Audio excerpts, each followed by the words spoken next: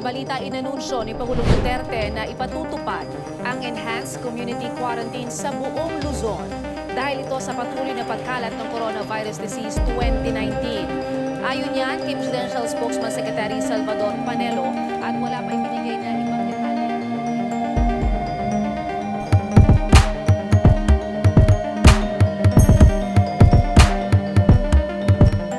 Sa pagpapatupad ng Enhanced Community Quarantine o ECQ sa buong Luzon bilang isa sa mga malalaking hakbang ng gobyerno sa paglaban sa COVID-19, ang DILG Region V ay puspusang tumugon sa hamon ng pandemya.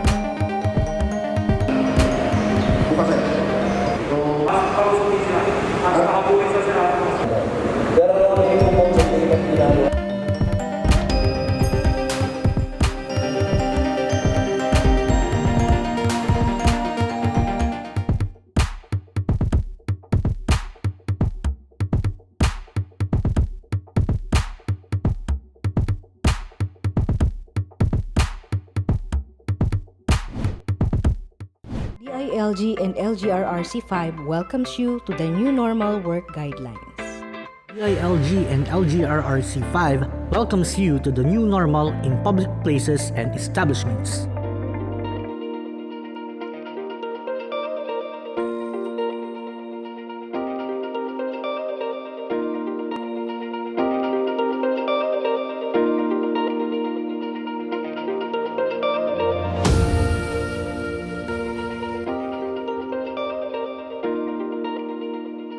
Sa gitna ng dilim, tunay ngang may liwanag pa rin.